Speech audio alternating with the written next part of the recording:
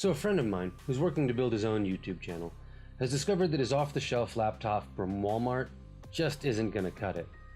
So he approached me with a budget of $1,200 to build him his first real content gaming streaming rig. And I figured it'd be a great opportunity to show you what you can realistically build right now at that price point. Well, all the components have arrived, so let's go.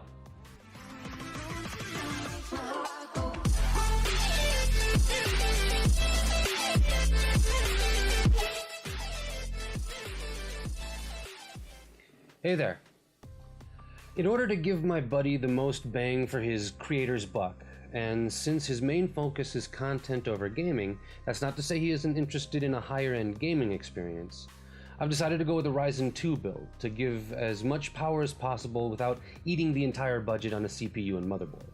That CPU is going to be the Ryzen 5 2600, a 6-core 12-thread processor that for below $200, if you plan to overclock it yourself, is an excellent option, and we do plan to overclock it ourselves.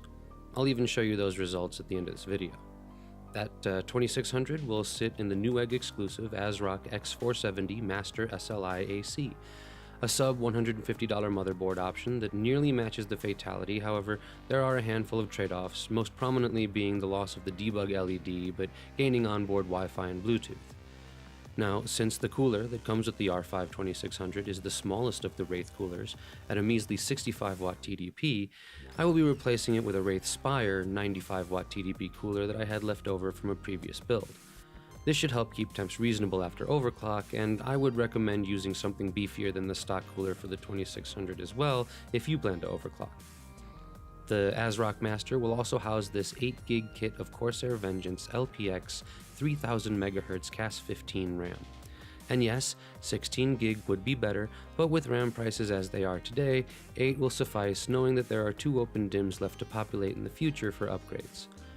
An MSI GTX 1070 Armor will power that higher-end gaming experience, and should be able to provide top-end quality graphics for some time to come, considering he mostly plays indie games. However, it will run most AAA titles in 1440p at high settings, and is the sweet spot for VR if he goes in that direction as well.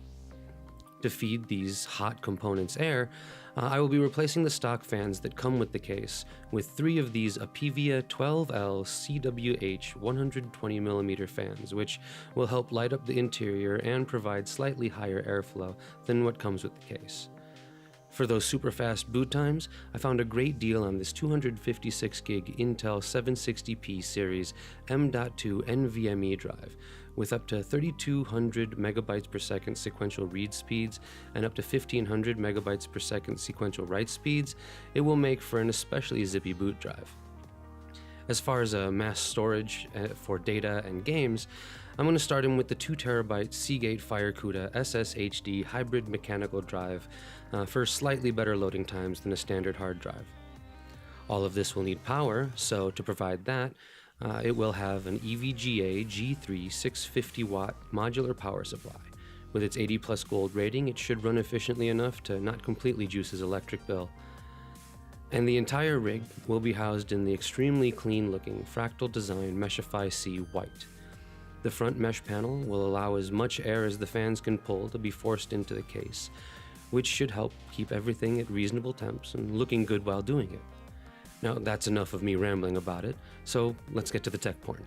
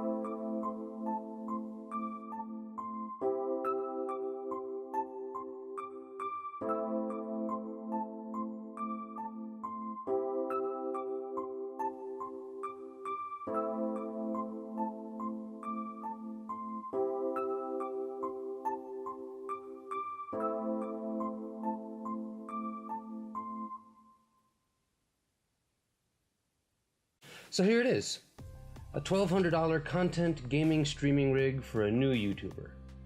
This machine will be able to handle all the video making, live streaming, and gaming that someone starting out on YouTube could hope for.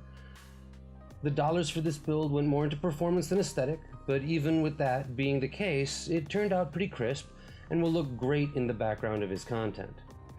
I was able to get the Ryzen 2600 to a stable 3.85 GHz with 1.225 volts, while keeping the temperatures in the low 80s during the RealBench 1-hour stress test. It's a good thing I was able to donate the Wraith Spire to this build, because the stock Wraith Stealth would not have provided enough cooling for any kind of an overclock. I know you also want to see how it came out on the benchmarks, so I have a few of those for you as well.